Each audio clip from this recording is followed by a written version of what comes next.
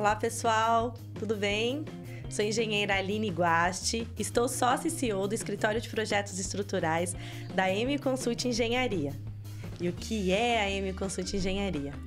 Nós somos um escritório especializado em elaboração de projetos estruturais, de concreto armado, estrutura metálica, alvenaria estrutural e reforços estruturais. E também atuamos com consultoria técnica. Acaba que está ali, no dia a dia, na rotina, então nós também atendemos os nossos clientes que precisam de consultoria técnica. A M Consult Engenharia tem alguns projetos institucionais e o canal do YouTube é um deles. Através deste canal, nós ajudamos pessoas com informações, com conteúdos técnicos relevantes. Nós convidamos profissionais altamente qualificados para compartilhar para vocês o melhor conteúdo, não só da área da construção civil, mas de todos os assuntos que a sociedade precisa atender às suas necessidades de dúvidas e, às vezes, até sugestões de melhorias para o dia a dia. Aqui no YouTube, nós temos um quadro, e ele se chama Falando de Construção. Dentro deste quadro, nós convidamos profissionais que são especialistas em um assunto específico para poder ajudar, como eu falei para vocês, quem tem dúvida, às vezes um assunto um pouco mais segmentado, que nós não temos tanto conhecimento e também ninguém domina tudo, né? Por isso tem os nossos colegas profissionais que atuam e aí quando a gente quer gravar um assunto específico, a gente convida e eles aceitando, nós colocamos o canal à disposição para trazer esses conteúdos para vocês. Além deste conteúdo e além dessas informações, nós também temos o Café da Conexão, que é um evento que a gente reúne empresários, profissionais, para a gente poder discutir assuntos da construção civil e de outros assuntos também, de outros segmentos. Além do Café da Conexão, nós temos o Metamorfose das Mulheres que Constroem. É um projeto que reúne mulheres não só da construção civil, mas de várias outras instituições e mulheres da sociedade, para a gente poder falar sobre acolhimento, sobre amor, sobre empatia, sobre respeito. Bom, hoje nós vamos falar sobre um assunto bem interessante. Nós vamos falar sobre questões contratuais para incorporar e construir. Parece um tema simples, mas ele é bem complexo e exige muito rigor, exige muito conhecimento técnico, principalmente da área jurídica, para conseguir lidar aí com esses desafios do dia a dia. Como convidadas hoje no nosso canal, nós temos duas advogadas. Vamos lá?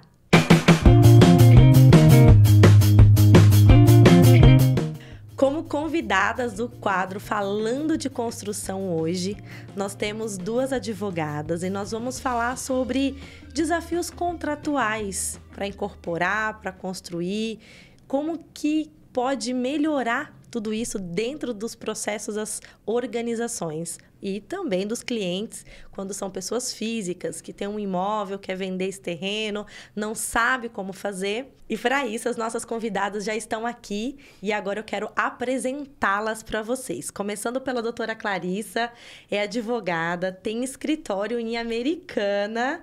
Doutora Clarissa, seja muito bem-vinda. Se apresente, por favor. Aline, é um prazer estar aqui novamente, muito obrigada. Ainda mais falando de um assunto que eu sou apaixonada, que é a parte de incorporação, de construção. Nós estamos aí no mercado já faz 20 anos. Eu sou CEO da Advocacia Rodella e da Advoclass Treinamentos e Capacitação Profissional. Também nessa área jurídica aí, para a gente ir em todos os setores da empresa que possam ali no momento de decisão, ter alguma consequência jurídica. Então, a gente treina para que minimize os riscos da organização.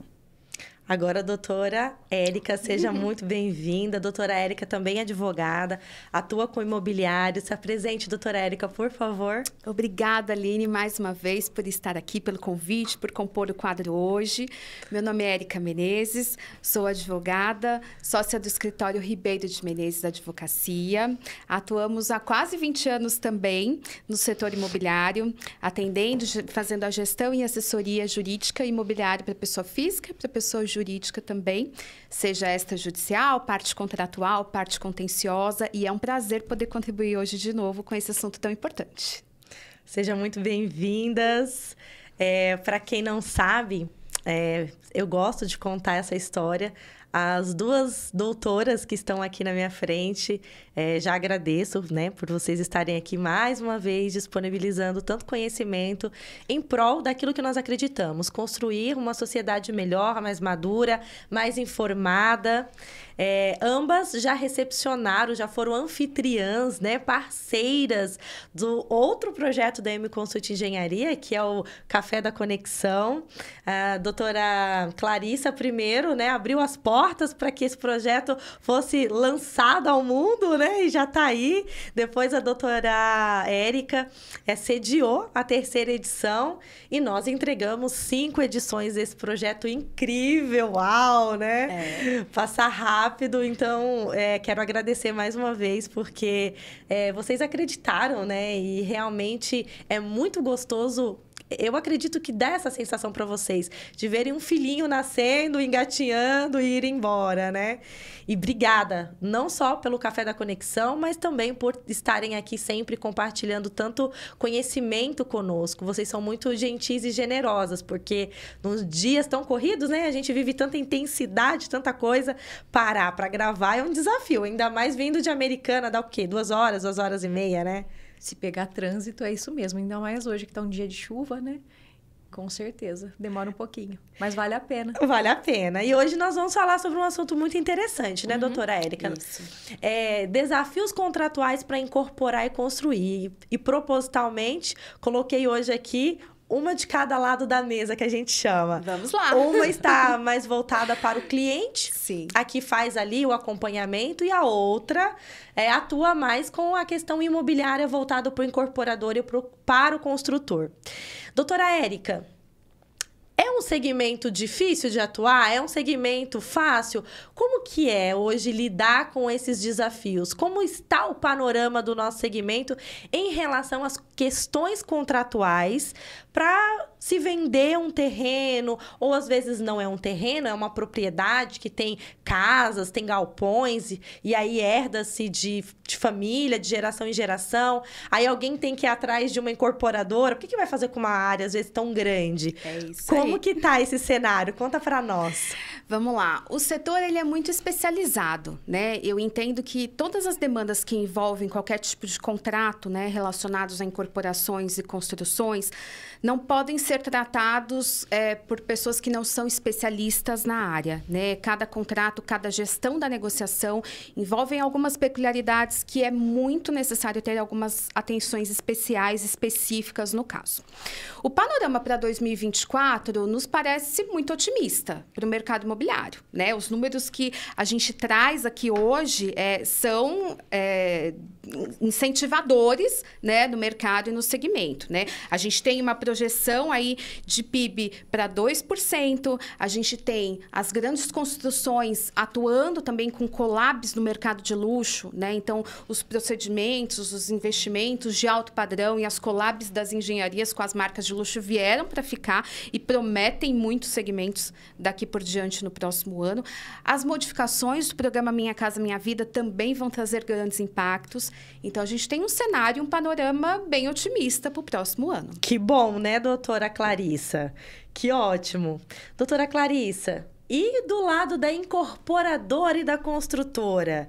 Estão otimistas também ou estão desacelerando? Como está o nosso segmento? Bom, vamos lá. O Minha Casa Minha Vida, ele está bem otimista, né? A gente passou aí em 2023 por uma transição, né? A questão até governamental, né? Do Casa Verde e Amarela para o Minha Casa Minha Vida, mas seguimos aí otimistas. Os meus clientes, eu até bati um papo com eles, falei assim, preciso levar informações fresquinhas para, né, ser bem atual o tema. Então, assim, a questão do SBPE, houve uma pequena diminuição, né, por conta até da contratação de altos juros e tal. Então, isso acaba que diminui um pouco o ritmo dos lançamentos, né, no SBPE. E tem também essa questão de outro padrão de construção, né? Que seria do mercado do alto luxo tal, e do bem-estar. Que esse sim é um mercado que ele movimenta, né? Não só no Brasil, mas no mundo, trilhões de dólares anualmente. Então, ele é um mercado, assim, que realmente, claro, é um nicho mercadológico, né? E a gente estava falando aqui, né, das questões de contratuais, né? Só para a gente voltar um pouquinho. A gente tem algumas questões para conversar, né? Hoje, em relação até a questão da aquisição dos terrenos dentro de cada um desses nichos, né? Vamos dizer assim. Porque geralmente as pessoas falam assim, mas eu queria vender meu terreno, né? O terrenista acaba pensando dessa forma, mas depois, quando ele chega até nós, aí a gente tem que verificar para onde, o que cabe dentro daquela expectativa também, né? De retorno de investimento. Então, daí também não seria só assim questão de compra e venda, né? Aliás, até minimamente é compra e venda, né, Érica? Exatamente. Seria mais assim parceria, permuta financeira, Sim. permuta físico-financeira, enfim, ou permuta física, né? Então, acho que essas considerações iniciais para a gente começar aí esse bate-papo. Que delícia! Vamos lá! E você, já conhece o canal da M Consult Engenharia? Se você não conhece, convido para você se inscrever. Tá vendo esse sininho que aparece aí na tela? Pois é, ative esse sininho. Toda semana nós postamos vídeo fresquinho aqui no canal. Dessa forma, você será notificado e vai poder acompanhar melhor aqueles conteúdos que são do seu agrado e faz parte aí da sua rotina, do seu dia a dia. Nós também estamos em todas as redes sociais, LinkedIn, TikTok, Facebook, Instagram. Se você não conhece as redes sociais da M Consult Engenharia ainda, convido a conhecer. E eu já começo perguntando para a doutora Érica. Doutora Érica, quais são os maiores desafios hoje para poder lidar com todas essas questões jurídicas relacionadas ao cliente na venda para uma incorporadora, para uma construtora? O que acontece, como acontece no dia a dia para que as pessoas possam, de fato, acompanhar essa linha do tempo, essa evolução desse bate-papo aqui com a gente?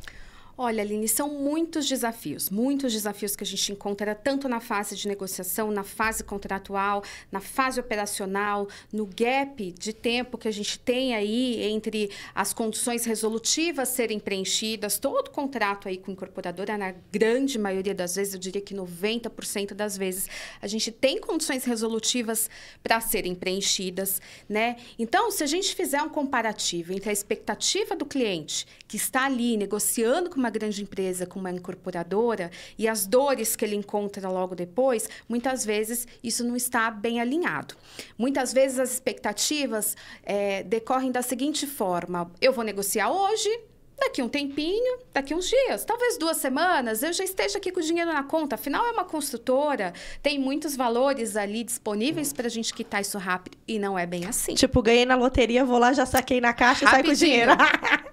E não é nada disso, né? Principalmente quando a gente está falando de herdeiros, né? A gente muitas vezes enfrenta situações de venda que, dentre os herdeiros, a liquidez não é tão imediata quanto se imagina, né? Cada um tem uma perspectiva e uma pressa de recebimento, mas nem sempre é assim. Como a Clarissa já, né, noticiou anteriormente, a gente tem muitas vezes a permuta ali acontecendo, né? E uma dor muito grande daquele terrenista e daquele vendedor será que essa permuta está realmente em acordo? Será que quando ela for realmente consolidada no contrato, ela está mantendo as mesmas condições lá atrás, 6 meses atrás, quando o contrato inicial ali começou?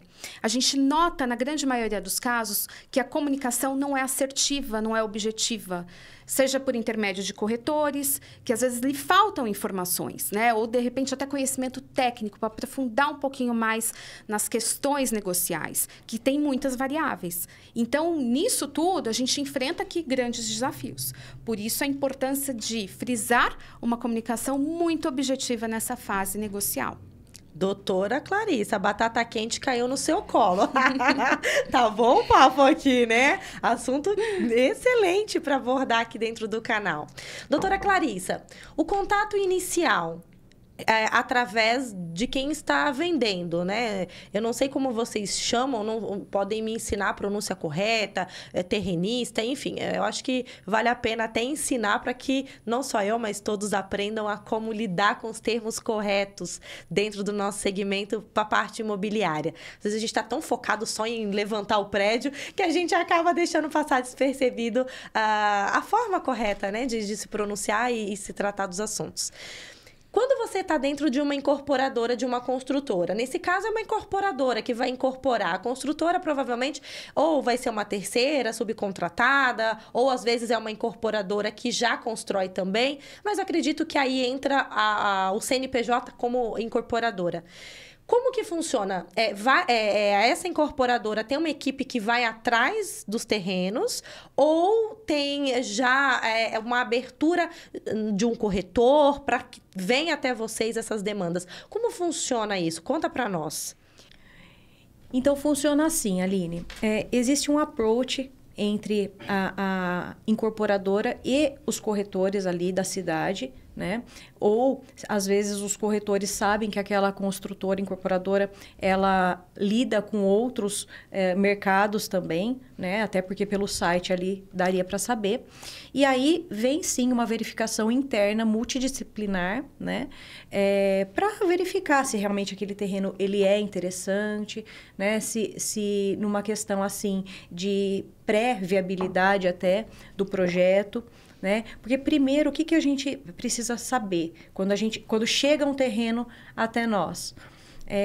Ou quando a gente vai atrás de um terreno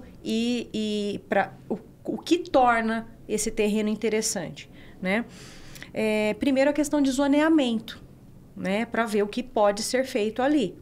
E também as questões de uso e ocupação do solo, né? Porque tudo isso vai determinar depois lá na frente o VGV que é esperado ali do negócio. O tipo de produto, né? Que vai sair daquela negociação, né? Os termos, assim, mercadológicos mesmo, né? O que seria absorvido ali naquele local, né? Até porque se a gente for citar, por exemplo, no interior, né? Que é onde eu atuo mais. O número de vagas de garagem, por exemplo, é um tema extremamente sensível. É um desafio extremamente, assim, algo super desafiador, né? Porque tudo isso pode gerar um custo maior, né? Por exemplo, as questões de edifício garagem. Aí, como é que está na lei isso daí, né? Então, especialmente no interior de São Paulo, até quanto é admitido ali naquela metragem que haja, por exemplo, de vaga de garagem. Então, tudo isso impacta no custo, né? E, por sua vez, porque, claro, né, o empreendimento ele tem que se manter de pé também nas relações do que ele vai ter de retorno, porque é um investimento também. Nossa, que interessante. É importante lembrar para quem está nos assistindo que nós estamos abordando os desafios contratuais de incorporar e construir focado mais para o predial, né? Que é o nosso maior mercado hoje aqui em São Paulo. Outros assuntos como loteamentos, terrenos para se fazer áreas de loteamentos em cidades interioranas, às vezes até em São Paulo mesmo, nas cidades satélites, nós podemos abordar em outro conteúdo, porque senão fica muito amplo, a gente não consegue ir afunilando. Doutora Érica, dentro desse contexto que a doutora Clarissa trouxe, quais são os desafios contratuais que o jurídico que atua defendendo o lado do cliente? Então, vamos supor, chegou um corretor, né? Eu não sei se vocês acabam fazendo indicação, se vocês têm alguma construtora que também já... não sei se existe tipo um cadastro, olha, quando aparecer cliente, porque vocês acabam nichando ali a área de atuação, pode ser que tenha um relacionamento mais estreito, eu não sei como funciona. Depois, se você puder também trazer essas curiosidades, é bacana. Sim. E como funciona esses contratos, né? Quais são os desafios? Porque, pelo que você colocou na fala anterior, acho que um dos gaps mesmo é alinhamento de expectativa desse cliente. Como funciona? Como que fica tudo isso? Porque o cliente ele vai ter que entender que existe um processo pesado, principalmente de documentação inicial, E né? longo. E longo também, né? Em relação Uau! a algumas condições resolutivas, né? Por isso que eu volto a falar da parte da comunicação. Às vezes o corretor chega para aquele cliente, né? Oferecendo aí, seja, na maioria das vezes, como a Clarissa falou, a permuta, né? Mas, de repente, para aquele pessoal, aquele proprietário do terreno avaliar se aquela permuta é viável, se aquele negócio para ele é interessante, ele precisa entender qual é o produto final. E como eu vou saber qual é o produto final? Aqui nesse empreendimento, vai ser comercial? Vai ser residencial? Residencial de padrão médio? De padrão estúdio?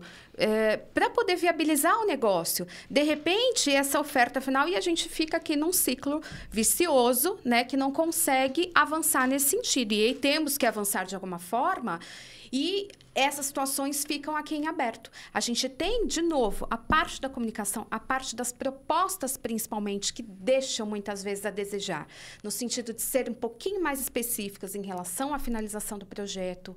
Outro problema contratual que a gente acaba enfrentando bastante, né? O leilão de valores, né? Aquela história toda, mas o meu vizinho vendeu por mais, mas o meu vizinho vendeu por menos, mas o meu aqui está no meio de quadra, mas aqui eu estou na ponta, o meu vale mais. E aquilo tudo, toda aquela forma de comunicação, aquele leve trás entre vizinhos, entre corretores, vira também uma verdadeira bagunça na hora do fechamento de área. E a gente cansa de finalizar e, às vezes, até mesmo rescindir negócios por conta dessa situação, desses comparativos de valor, desse leilão de preços que né, vive acontecendo no nosso dia a dia.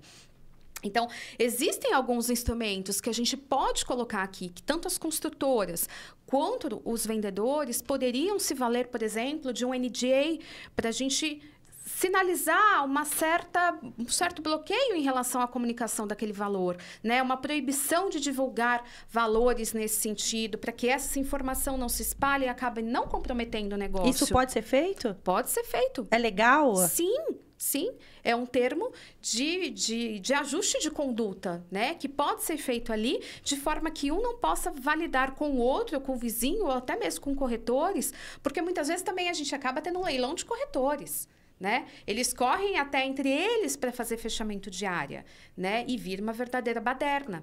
Então, um instrumento como esse, por exemplo, traria muito mais segurança jurídica para o negócio ser finalizado ou pelo menos ser conduzido até o final de uma forma mais tranquila, mais rápida. O detalhamento da proposta, né? Muitas vezes aqui aquele vendedor faz uma permuta com o escopo de ter no projeto final um tipo de projeto e de repente lá no final a consultora mudou de ideia. E aí, como fica a segurança dele? Onde ele achava que, de repente, ele tinha 2 residenciais de uma metragem mais alta, de repente, tudo mudou no meio do caminho e ele ficou com 6 ou 8 estúdios menores que para ele não interessaria. Então, é importante, de novo, detalhar no momento contratual os detalhes do fechamento do negócio, para todo mundo ter uma boa segurança. Doutora Clarissa, a doutora Érica já está vindo assim, ó, a cada pergunta ela já vem com muita informação. Nossa, nós não vamos conseguir falar 1/3 do que eu já estou vendo que seria interessante aqui nesse vídeo. E aí eu quero deixar para vocês essa observação. Se vocês estiverem gostando e quiserem que nós depois voltemos, coloquemos outros pontos, deixe nos comentários, que aí a gente convida as doutoras, a gente retoma e vai colocando para vocês os pontos que vocês têm dúvidas para a gente poder contribuir realmente para quem está do outro lado. E aí eu quero te convidar, se você não conhece o canal ainda, vá passando os vídeos quando você terminar de assistir esse. Tem bastante conteúdo interessante, tem inclusive vídeos com elas aqui dentro do canal.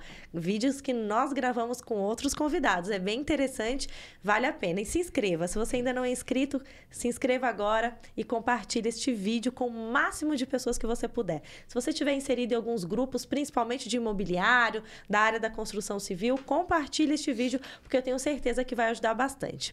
Doutora Clarissa, falando do lado do incorporador, tudo tem um custo também, né? Para você poder começar a fazer estudo, para ver se aquele imóvel, né? Às vezes é um terreno vazio, às vezes tem uma construção. Como que funciona? Quais são os desafios para quem está do outro lado? Compra, não compra? O que tem que acontecer para que, de fato, chegue aí a uma compra consumada? Pois é. A Érica, ela levantou aí algumas bolas, né? Que realmente, assim, é o que a gente vê no dia a dia, né? E especialmente do nosso lado, o que acontece? Existem várias situações que não estão exatamente na nossa governança, né? O ponto mais desafiador aí em tudo isso... Sem polêmica, tá, meninas? Ao meu ver, é a questão realmente da aprovação. Dessa linha do tempo até realmente ocorrer a aprovação, né? E muitas vezes, quando eu falo linha do tempo, quem lida com isso sabe. Muitas vezes, isso pode demorar 2, 3, 4, 5 anos para acontecer. E aí, vocês têm que perceber o quê? Que,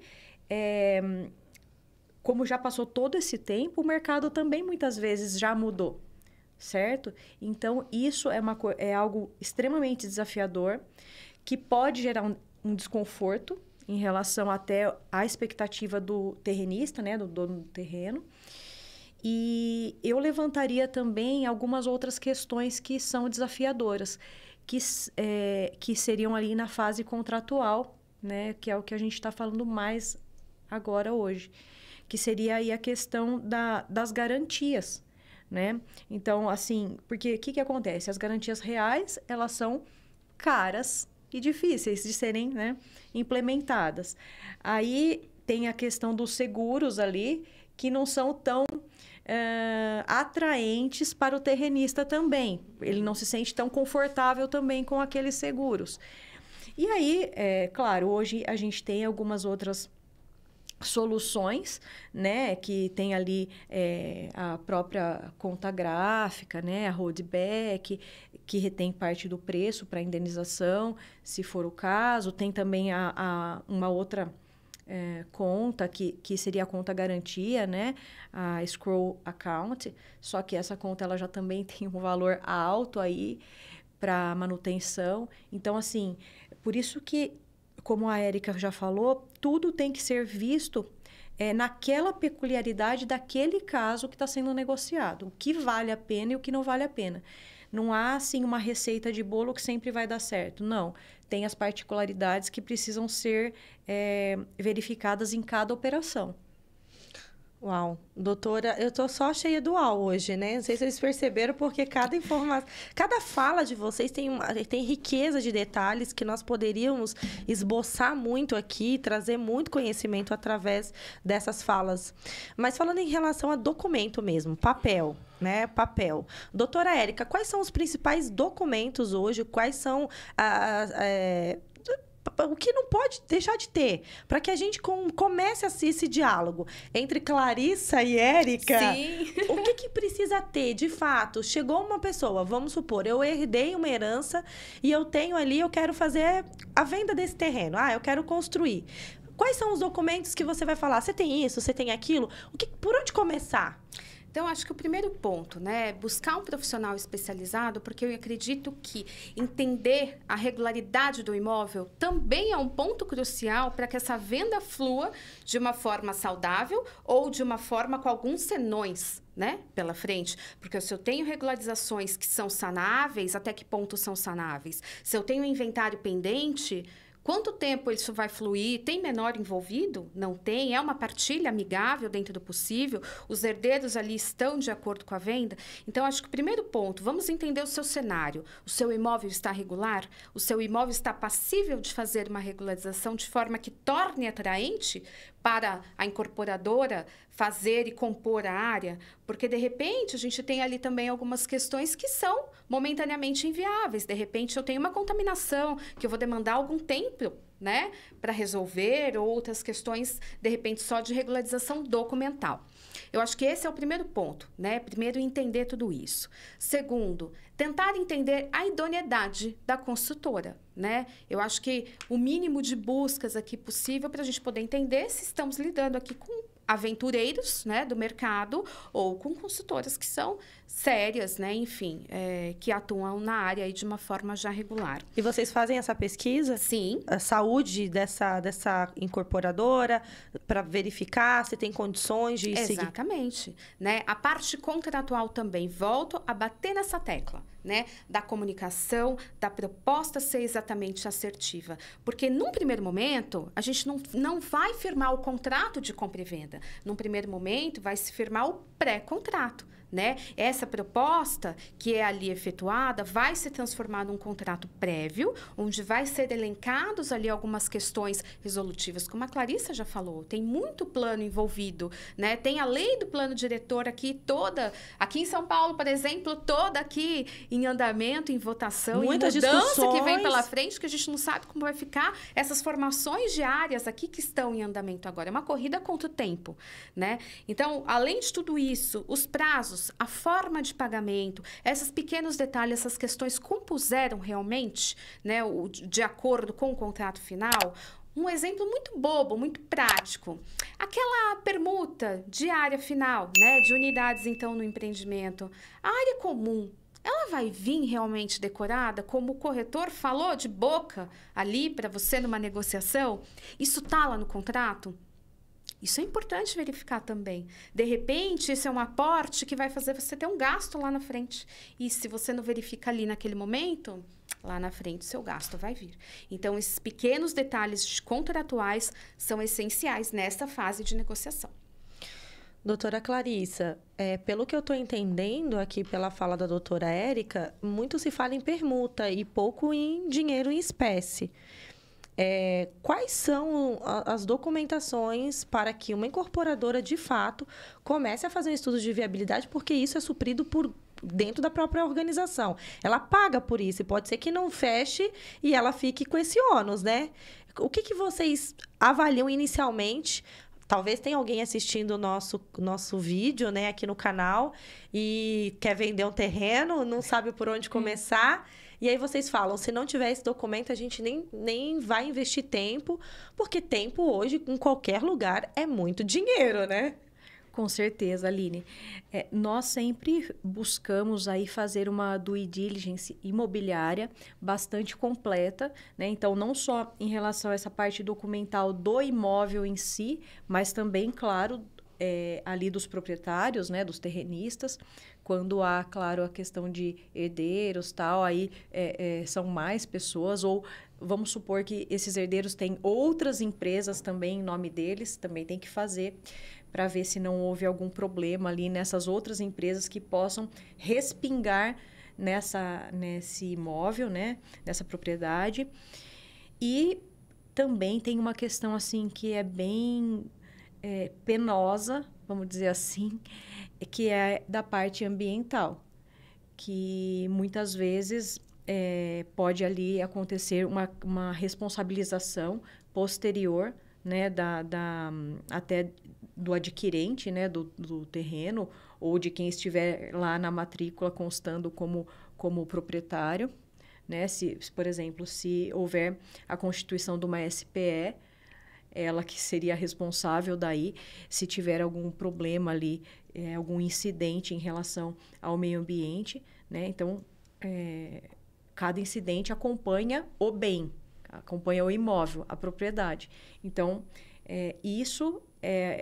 então, a due diligence imobiliária e a ambiental são extremamente relevantes para dar ali os passos da negociação. Mas aí o estudo de viabilidade inicia-se após uma formalização? Como que é feito? Olha, geralmente é feita uma pré-viabilidade, né? A gente pede isso no órgão municipal, né? E existe um estudo para ver se realmente o que comportaria naquele imóvel, né? Para ver também se isso vai ser interessante. E aí, claro, tem todo um passo a passo, né? A viabilidade mesmo no momento porque porque às vezes mudou alguma coisa nesse meio do caminho, entre negociar e realmente fechar o negócio. Então, é verificada novamente a viabilidade, depois tem as questões de diretrizes, né? Então, assim, a aprovação em si, né? A gente pode considerar aí, desde esse primeiro momento, desse primeiro contato com o órgão ali municipal, mas depois tem as questões de GRAPROAB, essas coisas, tem que ver se tem dispensa ou não, né? Então... É um processo moroso. Extremamente moroso. Sim. Por mais que tenha ali alguns prazos de lei, muitas vezes esses prazos eles não são observados, e tem lugares que não tem também uma lei específica e fica mais difícil ainda, né? Então, a gente fica assim, como eu falei ali na pergunta anterior, a governança, nem tudo a incorporadora vai ter governança sobre aquilo que ela está fazendo.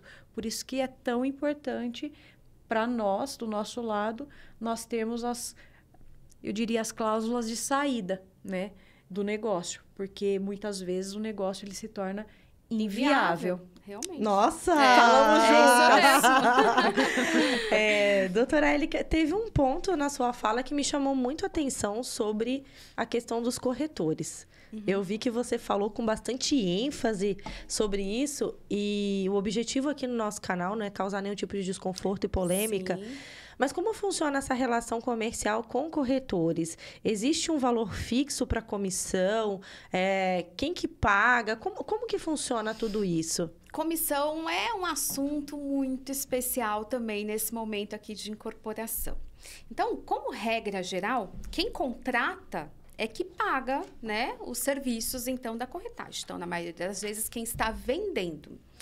Porém, nos casos de construtora, de imóvel na planta, incorporação, o STJ já definiu que a cláusula que permite com que a construtora impute ao cliente final o pagamento da corretagem é válida. Então, essa questão é tratada, já uma questão pacífica, e o cliente final é quem é obrigado ali para fazer o pagamento da corretagem na planta. Então, aquele que está vendendo ali o seu imóvel, numa permuta, ele ali é o tratado, então, como parte de permuta também, como parte de comissão também a acertar juntamente com o corretor.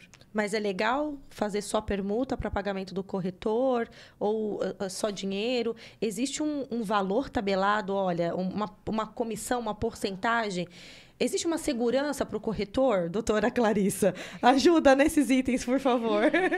Então, na verdade, assim, é importante, né, até contratualmente, a gente ter ali uma cláusula bem clara, a redação muito clara, ostensiva, em destaque, né, dessas questões de corretagem, para que ela seja válida, né? E não depois, amanhã ou depois, seja alegado, eu não percebi que estava escrito dessa maneira, tal. Existe sim uma lei que regulamenta a profissão do corretor, né? É uma lei de 78. E também, acho que aqui nesse momento seria interessante nós chamarmos a atenção que é a questão assim, duas questões, na verdade. Essa que você perguntou, se pode receber por permuta, por unidades autônomas, enfim, é possível sim. Muitas vezes é feito dessa maneira, né? Então, o corretor ele acaba recebendo por unidade, mas também tem outros casos que a gente vê, né, na prática que ele vai recebendo de forma escalonada conforme o negócio vai progredindo, né? Então, se há um recebimento em dinheiro, sim, ele pode vir a ir recebendo paulatinamente, né? E também é sempre a combinar, né? Se não estiver disposto de modo contrário no contrato, né? Quem vai pagar é quem vende. Mas se estiver disposto de uma forma bem clara, enfim, é possível combinar de uma outra maneira, né? E a segunda coisa que é interessante de chamar aqui a atenção é a questão de manobras que muitas vezes a gente vê na prática acontecerem para não ter aí a intermediação imobiliária computada no negócio como um custo, né?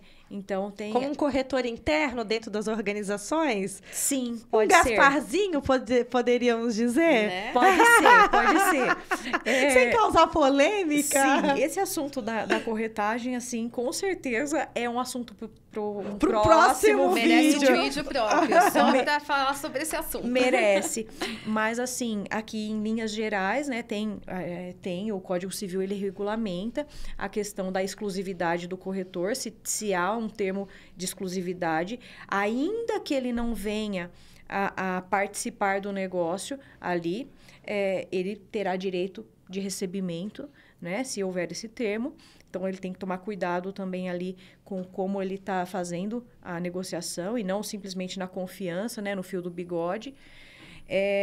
Porém, de outro lado, se também ficar comprovado que aquele corretor, ele não agiu, que ele foi omisso, que ele foi inerte, que ele agiu de uma forma ociosa, aí ele já não teria direito. Uma mensagem do WhatsApp pode comprovar que houve uma intervenção de um corretor?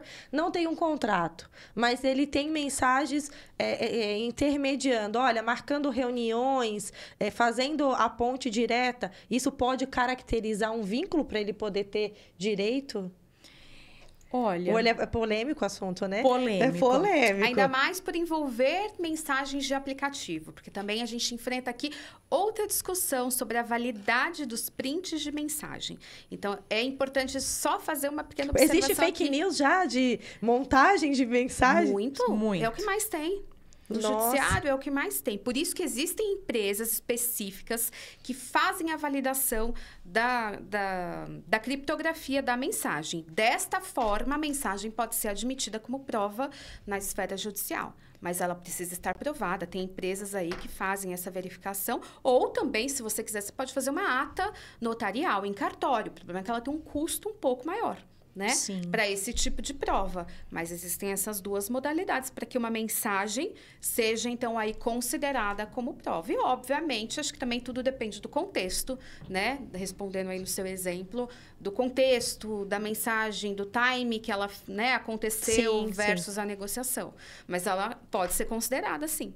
Nossa, sugiro depois gravarmos um vídeo para entrar um pouco mais nesse assunto, porque ele é bem interessante, né? Bem interessante. E quero te perguntar se você já é inscrito no nosso canal. Se você não é, se inscreva agora. Siga as nossas redes sociais. Estamos no LinkedIn, Facebook, TikTok, no Instagram, todas as plataformas. Doutoras, que delícia esse nosso bate-papo. Qual a maneira correta, então, de se fazer?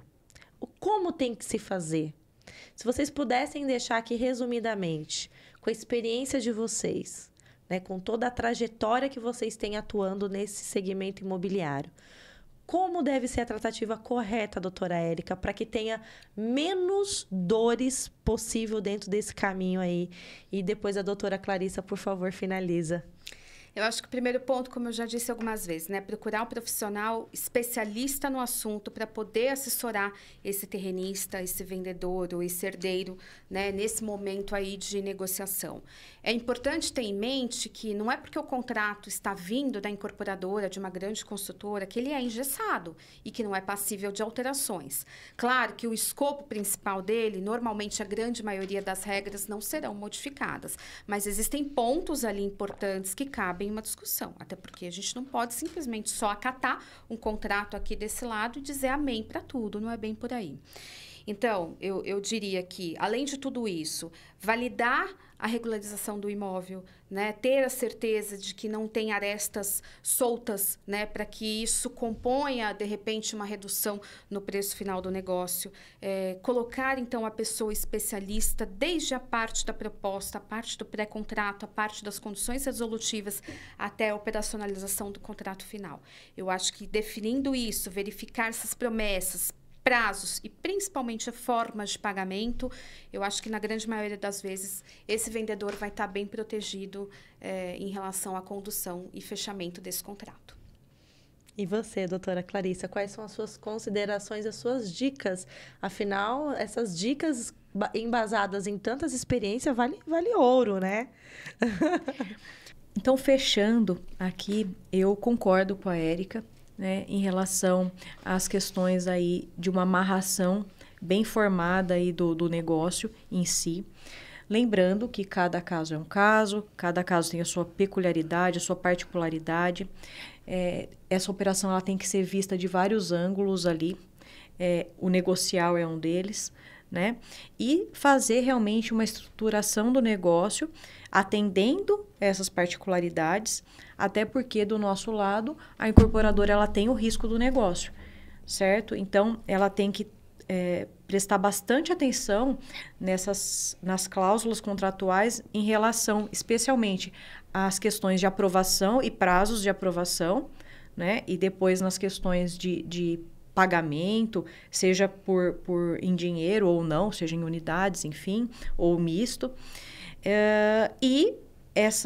O que precisa estar bem amarrado também são as cláusulas de saída para ela. Então, daquilo, novamente, que não está na governança dela, né? Porque como existe essa linha do tempo na aprovação, pode ser que amanhã ou depois esse negócio ele não seja mais viável, né? E isso não é má fé, né? Não é corpo mole, não é nada disso. É que simplesmente ele não se sustenta financeiramente. Muito obrigada, doutoras. Que honra tê-las novamente aqui no nosso canal. Espero poder contar com vocês nos próximos conteúdos, né? Nos próximos, no plural. É sempre muito agradável o nosso bate-papo, muito enriquecedor. Não só para mim, eu tenho certeza para quem está do outro lado também. Nós aprendemos muito. É o que eu sempre falo. Nós não precisamos entender de tudo, mas tem amigos que entendam, né? Para você bater na porta. E esse é o objetivo, é nós construirmos mesmo um ecossistema, uma cadeia de profissionais dispostos a se ajudar mutuamente, a construir um relacionamento profissional sólido para que a gente consiga atingir cada vez mais pessoas. E quando alguém perguntar, o nome seja o primeiro a vir na mente para indicação. Estamos juntas para os próximos. Obrigada. Pessoal, é isso. Começamos 2024 com um vídeo sempre atualizado aqui para vocês. Espero que vocês gostem e sigam as nossas redes sociais. As opiniões dos nossos convidados são de inteira responsabilidade dos mesmos, e não necessariamente refletem as opiniões da M-Consult Engenharia. A M-Consult Engenharia defende a livre expressão de ideias e procura fomentar o livre debate.